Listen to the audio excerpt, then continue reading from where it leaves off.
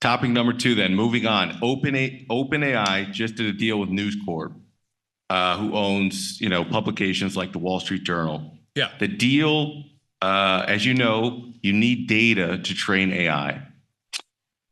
News Corp sold their data, or is allowing, I should say, OpenAI to use their data for 5 years. And the price tag on using their publications is $250 million over that 5 year. I believe that was the number I read on Wall Street Journal. My question to you, Tom, is if Sam Altman came up to you from OpenAI and he said, I want to train OpenAI on Tasty Trade data, would you allow them to do it? Or do you think there's more value in keeping it closed source to your audience? And if the answer is yes, you would allow them to train on Tasty Trade data, what would the number be? So the answer to the question is, of course, I would allow him to buy, allow him to buy our data, but it's good for Tasty.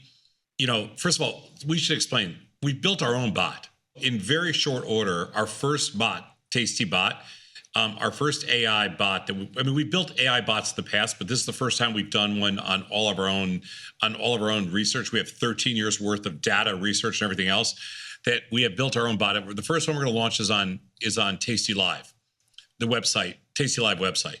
So you can ask it any question you want. You can research anything, and that hopefully will be done. The bot's built. We just have to add it to our website.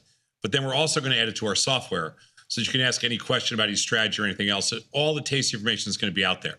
And it's all on Tasty mechanics, right? It's all Tasty mechanics. Everything's Tasty. We're not using anybody else's anything. So that said, we've already done that.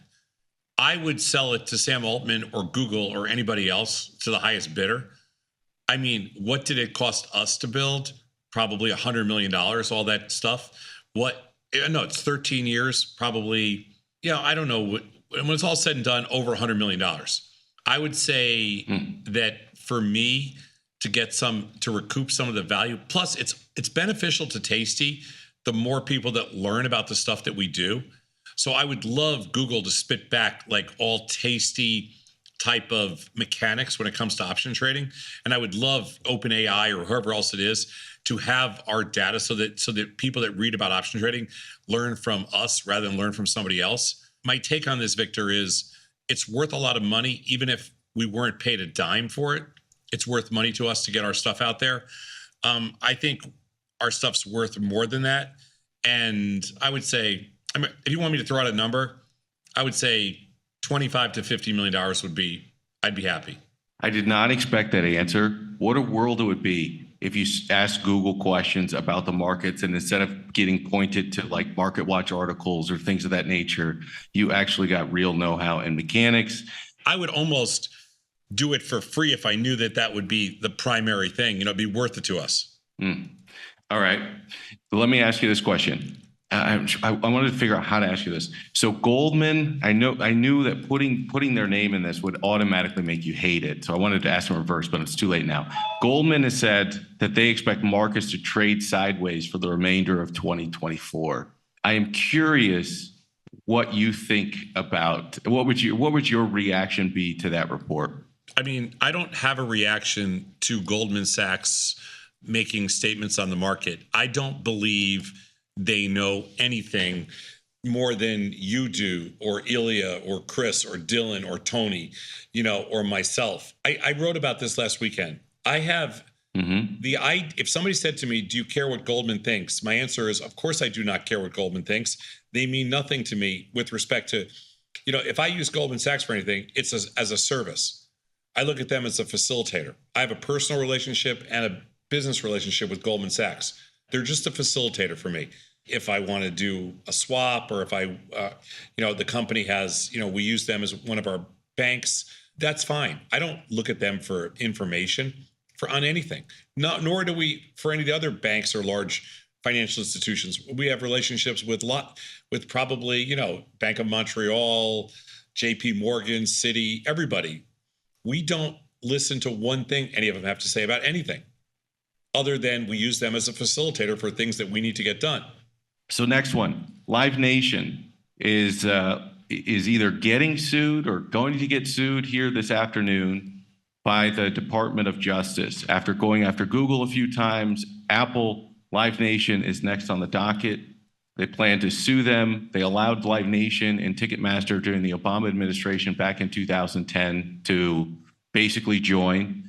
Live Nation has about 50% of marketing, a lot of the performers. Ticketmaster has 80% of the market when it comes to venue sales. And the argument from the Department of Justice is that they're utilizing their market power to squeeze out competition. And so my question to you, I think I asked you this around the Department of Justice going after Apple. Do you think Live Nation has a monopoly? If so, do you think it's appropriate for the Department of Justice to go after companies that have excessive market power? Do you think free market capitalism should be allowed to work itself out over time? Live Nation is a very special case because I think Live Nation I think the Department of Justice has every right to go after companies that take advantage of the consumer. And I think that Live Nation, through Ticketmaster and through other things that they've done, and essentially they don't have a monopoly, but they're pretty damn close to it in the entertainment space. They have gotten to the point where the fees are almost as much as the tickets. And I think there is an obligation from the Department of Justice and whatever regulatory body there is to protect the consumer in that case. You know, the consumer has no leverage whatsoever. And, you know, you buy a ticket for $100 and you spend $80 on fees on top of the $100 ticket. It's ridiculous. And you know these are excessive. And sure, I think that Live Nation somebody should look at that. They're not going after Live Nation because they found Live Nation. You know, they're going after Live Nation because the number of consumer complaints was extraordinary. There's probably had tens of thousands, if not hundreds of thousands of complaints about excessive fees being charged by Live Nation. And I think at that point, they do have an obligation to see, hey, is this real or not? And Live Nation has been ripping people off through Ticketmaster now for the last couple of decades. And it's ridiculous. I mean, I've never heard one person who's ever bought a ticket on Ticketmaster go, oh, that was a good deal. I mean, the stuff that they charge, and they're not alone. Like StubHub has the same markups, and Vivid Seats, and they all have these crazy markups, but they all just take their lead from Live Nation. I don't know what the costs are and everything else, and blah blah blah. And so but on the surface, something looks really fishy. Can't we just tokenize these things?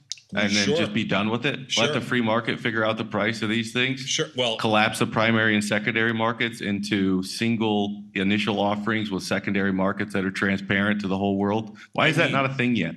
I'll tell you why it's not a thing, because the problem with that is that it's going to be considered a security, so you can't really trade it.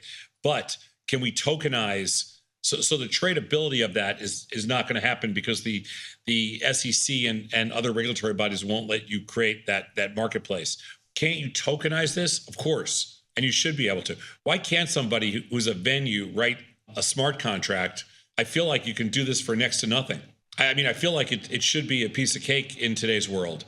And I don't think that the technology already exists. I can't imagine it's that complicated. And people already do it now on like fringe sites. So it should be doable. Yeah, the answer is, why can't you fill up Soldier Field or Madison Square Garden using, smart contracts? And the answer is everybody should be able to do that. Yes. There's an argument to be made that, I don't want to go too deep on this, we only got a few minutes, but there's an argument to be made that a lot of the securities regulation is a bit out of date, that if young content creators were able to sort of ICO their ideas and their creative Sure. ideas to Sure. investors, that you would free up new entrepreneurial opportunities that aren't really available for investment today. Victor, this was Charles Hockinson and all these digital asset creators. This was their vision. I mean, this is dream from the beginning. This is that they've argued from the start. You can repair economies. You can change the way business is done. This has been our argument for building our own digital wallet, our own crypto wallet, and for also getting involved in digital assets and being able to transfer things. I mean, I want to cut out all the international banks for transferring money into Tasty from anywhere around the world, or transferring money out. Why should people have to pay 0.5% or a full percent? Why should people have to pay excessive clearing fees? Why should people have to pay? That's the whole, you're making the whole argument for tokenizing and tokenizing securities and creating smart contracts around any security anywhere in the world.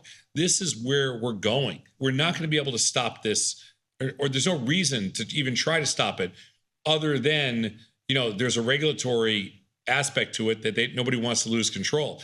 It's all going to start with somebody like Live Nation ripping off consumers for so long that it's time. It's literally time.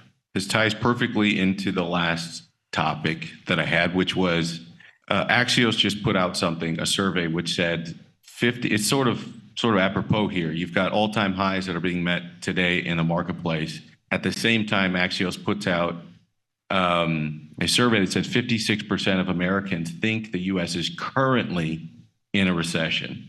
I think that has a lot to do. If you boil that down, really what that's saying is inflation is hurting a certain 50% of the population, or a little bit larger than 50% of the population, and inflation is helping an asset owning reciprocal part of that population. And to tie it back into the previous conversation, the reason you have that is because income or wealth is being generated by a certain portion through income. And on the other end, it's being generated not only through income or multiple streams of income, but also on asset ownership itself.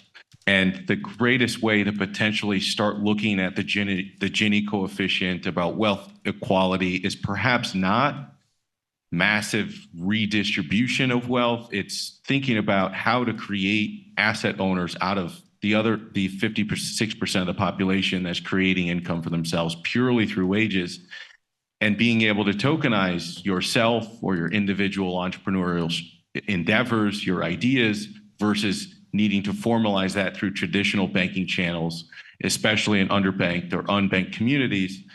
The idea of our previous conversation, tokenizing more, or opening up tokenization and securitizing our world, then allows more people to be asset owners.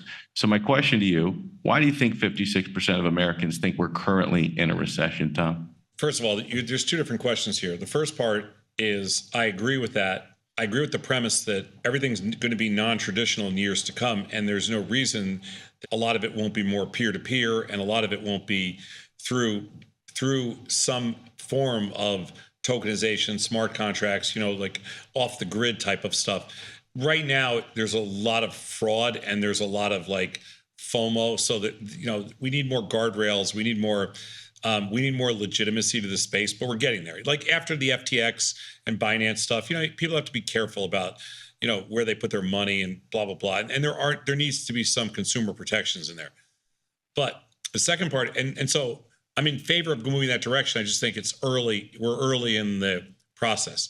The reason 56% of Americans, and we talked about this with Vanetta this morning, the reason 56% of Americans feel like we're in a recession is because they're dumb, because they've been misled for political reasons, and that's all there is to it. There is lots of motivations in this country to say certain things that are not necessarily true, or because you want people to believe, what you have to say, so you create a false narrative about everything else.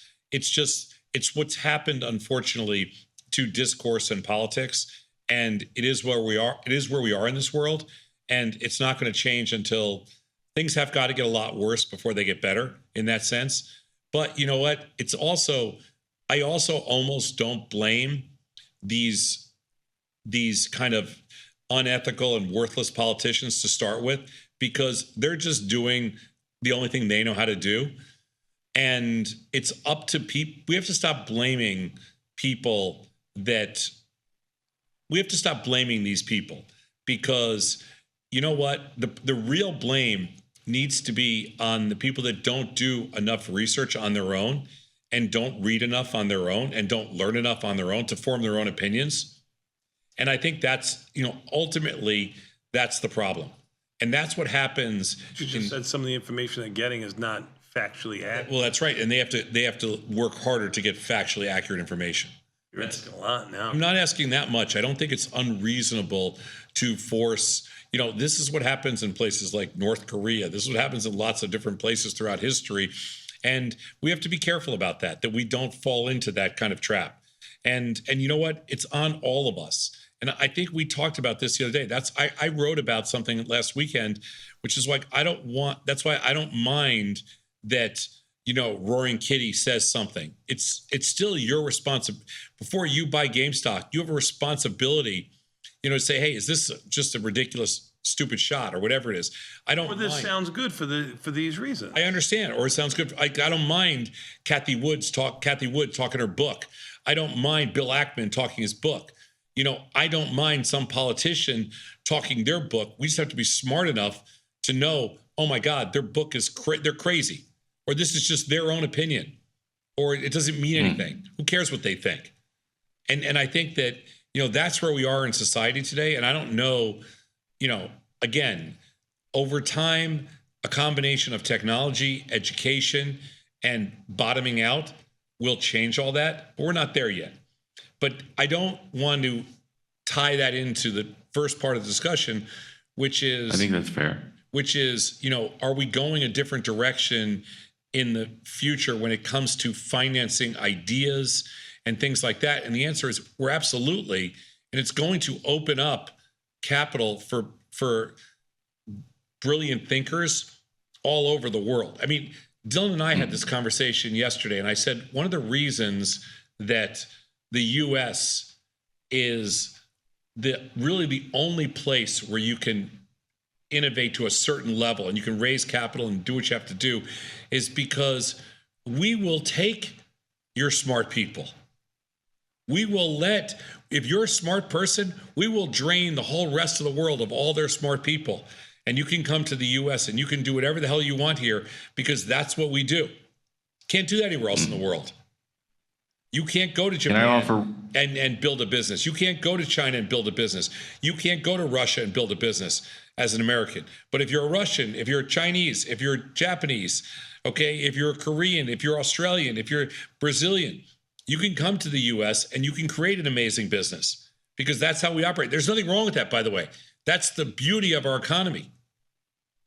That's the beauty of our free markets. And that's why we have such an advantage over everybody else, because you can't do that anywhere else. And that's only going to get better as more technology gets involved and it opens up the doors to greater investment from more people. I don't disagree with anything you said. Can I offer a little bit of it's not necessarily a pushback, but when you said it's because they're dumb, can I offer a little bit of a redirect and then I'll Sure. get out of here. Appreciate the extra time. And by the way, that's a little over the top, but that's just how bothered I am by that whole situation. I understand it. I think there is an element there where people are being influenced, perhaps negatively, by online narratives and things of that nature. I think there's also I think people tend to just speak to their experiences. If you're asking somebody who's a market participant, are you in a recession? They're going to look at the aggregate, right? They're going to tell you where's GDP, what, they're probably going to look at it in a more academic way. And if you ask a certain cohort of the population, they're going to tell you how they're doing. And maybe it's not right to say that America is currently in a recession, but if you're struggling due to inflation, you're probably saying, hey, this stuff is hurting me. It's probably hurting a lot of other people that I live around. And I'm guessing a lot more people feel like me. So I think the responses to those questions are basically people telling you how they're doing and how they're feeling more than they're trying to maybe give an aggregate that the whole of all of America academically is in a recession. That's how I see that data anyway, that we have a bifurcated economy and inflation is a two-headed animal that impacts some people more than others. And I think that's not to say that they're not wrong in answering that question, but there's probably a little nuance to that.